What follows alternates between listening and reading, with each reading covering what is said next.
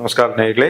இப்போ இந்த பதிவுல நம்ம பார்க்கக்கூடிய விஷயம் என்ன அப்படின்னா, தனுசு ராசி நேயர்கள் அன்பர்களுக்கு சனி பெயர்ச்சி காலகட்டம் எப்படி இருக்கும்னு சொல்லிட்டு நம்ம பார்க்க போறோம். இப்போ தனுசு ராசி நேயர்களை பொறுத்த வரைக்கும் ஒரு சந்தோஷமான விஷயம் என்ன அப்படின்னா, சனியோட 10வது பார்வை தனுசு ராசி நேயர்கள் மேல விழுது. அதாவது குருவுக்கு எப்படி 5வது பார்வை, 7வது பார்வை, 9வது பார்வை விசேஷமோ, அதே மாதிரி சனிக்கு 3வது பார்வை, 7வது பார்வை, 10வது பார்வை இருக்கு. ஆனா அவ்வளவு ஒரு நல்லது கிடையாது. என்னடா ஜோசியர் குழப்பறாருன்னு நினைக்காதீங்க. நல்லது இல்லைன்னு சொல்றாரு, அப்புறம் பார்வை விசேஷங்கிறார். எப்படி? சனி இருக்கக்கூடிய இடம் எது? குருவோட வீடு.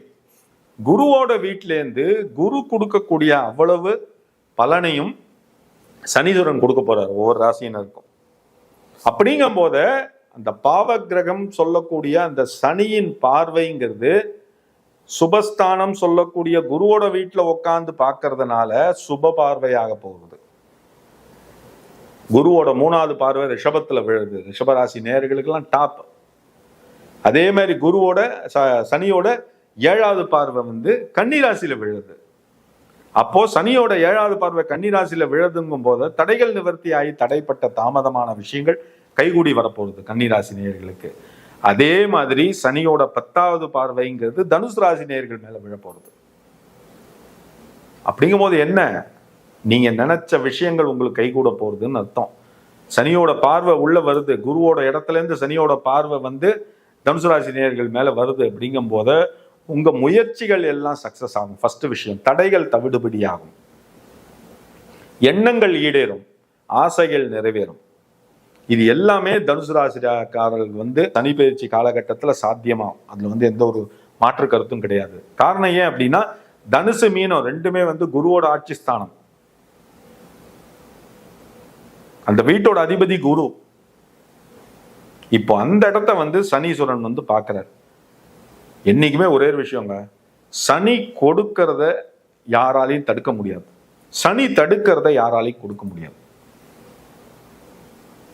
சனீஸ்வரன் ஒருத்தரை கெடுக்கணும்னு நினைச்சிட்டார் அப்படின்னா வேற எந்த கிரகத்தாலையும் காப்பாற்ற முடியாது. அதே மாதிரி சனி ஒருத்தருக்கு கொடுக்கணும் அப்படின்னு நினைச்சிட்டாரா வேற எந்த கிரகத்தாலையும் தடுக்க முடியாது. அதனால்தான் சனியை பொறுத்த வரைக்கும் கிள்ளி கொடுப்பவர் அல்ல, அள்ளி கொடுப்பவர். டபுள் போனஸ் தான் உனக்கு. ஆனா அவர் மனதுக்கு பிடித்த மாதிரி நீ நடந்து கொள்வது தான் அவசியம். அங்க சனி வரும் காலகட்டத்தில் வாக்கு தவறாம, நாக்கு சுத்தமா, வாக்கு சுத்தமா, மனசு சுத்தமா இருந்தது அப்படின்னா உன் வாழ்க்கையும் சுத்தமாகும் டெஃபினட்டா. ஏன் அப்படின்னா, நம்ம இடத்துக்கு வரக்கூடிய சாதாரண ஆள் கிடையாது, நீதிக்கு அரசர், நீதிமான் என்று சொல்லக்கூடிய சனி பகவான் பெயர்ச்சியாளர். அப்படிங்கும் போத 2.5 வருஷ காலம் நம்மளோட டிராவல் பண்ண போறாரு. 1 நாள் 2 நாள் கிடையாது. ஓடி ஒளியறதுக்கு கிரவுண்ட்ல விட்டு நம்ம கூட விளையாட போறாரு 2.5 வருஷம். அப்ப அவர் போடக்கூடிய பாலை ஃபேஸ் பண்ணக்கூடிய தைரியம், கெப்பாசிட்டி நமக்கு இருக்கணும். அதுக்கு தான் கடவுளோட அனுகிரகம் தேவை. அதுக்கு நீ என்ன பண்ணு, ஒன்ன நீ சுத்தமா வச்சுக்கோ, ஒன்ன நேர்மையா வச்சுக்கோ, கை கரை இல்லாம வச்சுக்கோ. ஃபர்ஸ்ட் திங், நீ இன்னைக்கு 1000 ரூபா ஒத்தன்ட்ட நீ திருடுற, அவனை ஏமாத்துற, அவன் வயிற்றுல அடிக்கிற அப்படின்னா அந்த சனி தசை காலகட்டத்துக்குள்ளேயே உனக்கு 10 லட்சம் ரூபா வைப்பார் செக்கு.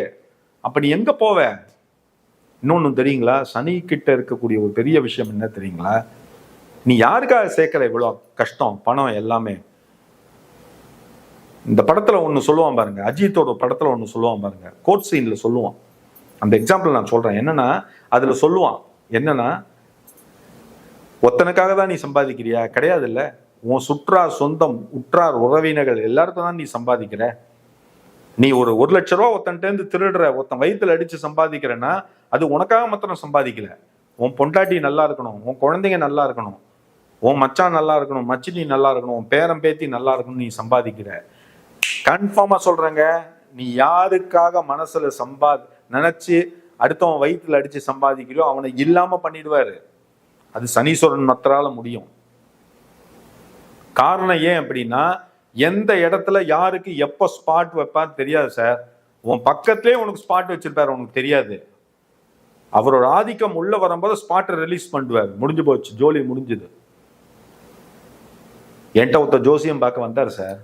ஜோசியம் பார்க்க வந்தபோது அவர் கேட்டேன்னா, ஐயா சூசைட் பண்ணிக்கிற நிலைமையில இருக்கேன், என் ஜாதகத்தை பாருங்க.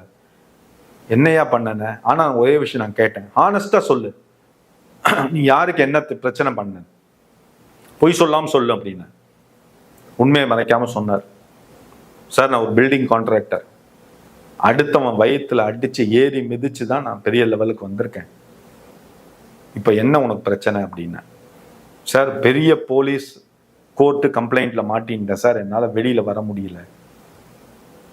அவர் பண்ணின விஷயங்களுக்கு சனி தசை சனி புக்தி அவருக்கு நடந்துட்டு இருக்கு. அந்த காலகட்டத்துல சனீஸ்வரன் அவருக்கு என்ன கொடுத்திருக்காரு தெரியுங்களா?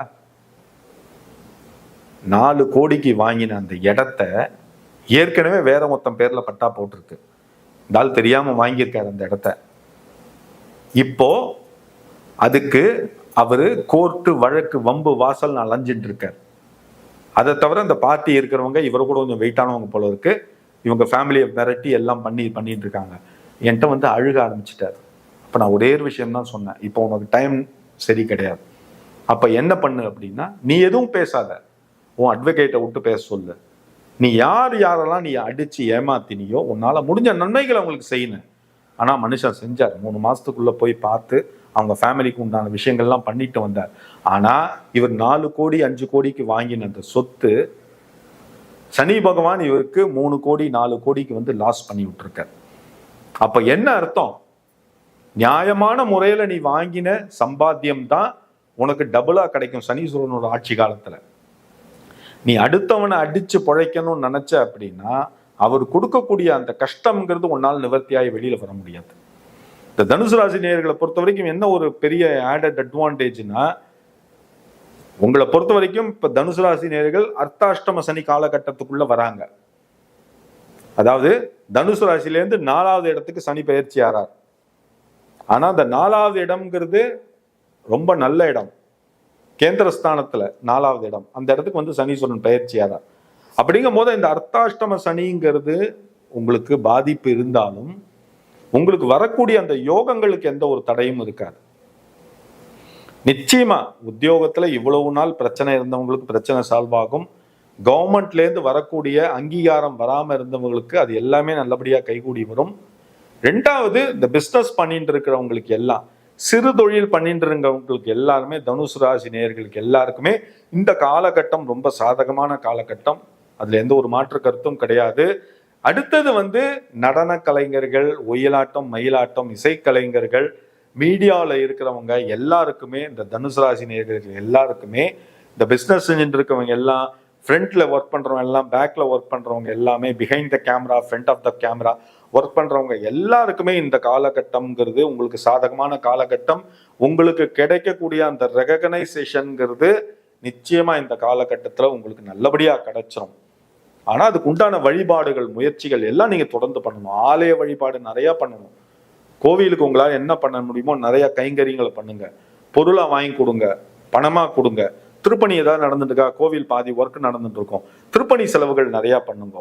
முடிஞ்சது அப்படின்னா கிரிவலம் போறாங்க, திருவண்ணாமலை கிரிவலம் போகும்போதெல்லாம் பாத்தீங்கன்னா அந்த வழியில வந்து அடியார்கள்லாம் உட்காந்துருப்பாங்க. முடிஞ்சதுன்னா அந்த பக்கம் போறதுக்கு உங்களுக்கு வாய்ப்புகள் கிடைச்சுன்னா அங்க வந்து வஸ்திர தானம் பண்ணுங்க. அடியார்களுக்கு காவி வேஷ்டி அந்த மாதிரி வஸ்திர தானங்கள் பண்ணுங்க. நிறைய பக்கத்துல முதியோர் இல்லம் இருக்கும், அனாதைகள் இல்லம் இருக்கும், குழந்தைகள் காப்பகம் இருக்கும். அங்க போயிட்டு குழந்தைங்களுக்கு சாப்பாடு போடுங்க, முதியோருக்கு சாப்பாடு போடுங்க. இந்த மாதிரி விஷயங்கள்லாம் நீங்க பண்ணுங்க. உங்க வீட்டுல வெட்டிங் டே வரும், ஃபேமிலியில் ஏதாவது ஃபங்க்ஷன் வரும், எதுவாக இருந்தாலும் பண்ணுங்க. அப்புறம் நான் எல்லாருக்கும் ஜென்ரலா ஒரே ஒரு விஷயம் சொல்றேன். இந்த சனி பயிற்சி 2.5 வருஷ காலகட்டம், இந்த காலகட்டத்துல எல்லா ராசி நேயருக்கும் சொல்லக்கூடிய ஒரே ஒரு விஷயம் என்னன்னா, வருடத்துக்கு ஒரு தடவை உங்க வீட்டுல கணபதி ஹோமம் பண்ணுங்க.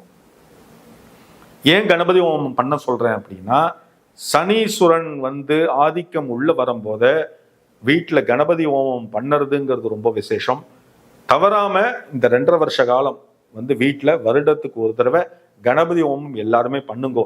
கடை வச்சிருக்கீங்களா, பிசினஸ் வச்சிருக்கீங்களா, டெஃபினட்டா கணபதி ஹோமம் கட்டாயமா பண்ணுங்கோ. ஆஞ்சநேயர் வழிபாடு மிகவும் முக்கியம்.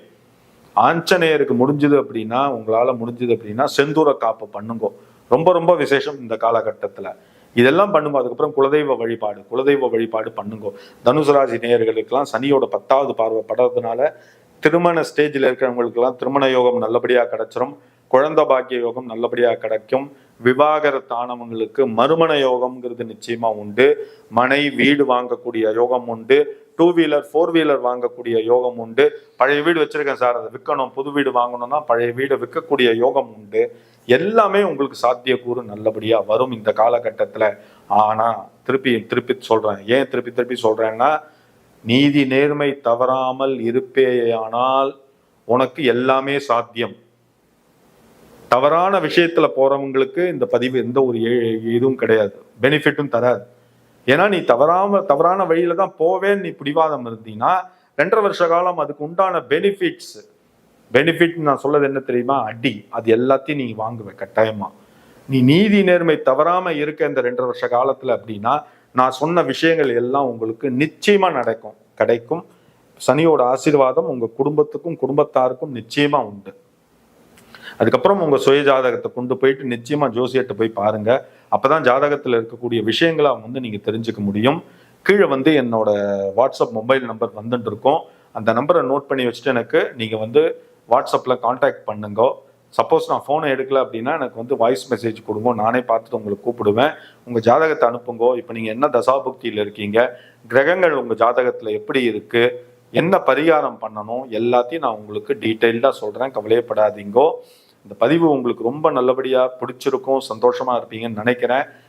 இப்படியே நீங்க விட்டுறாதீங்கோ. இந்த பதிவை உங்களோட ஃப்ரெண்ட்ஸ், ரிலேட்டிவ், எதிர் வீட்டுக்காரங்க, பக்கத்து வீட்டுக்காரங்க எல்லாருக்கும் ஷேர் பண்ணுங்க. முடிஞ்சது அப்படின்னா சப்ஸ்கிரைப் பண்ணுங்க. ஓகேங்களா? இந்த பதிவை பொறுமையா நீங்க பார்த்து இந்த நேயர்களுக்கு ரொம்ப ரொம்ப நன்றி. வணக்கங்கள்.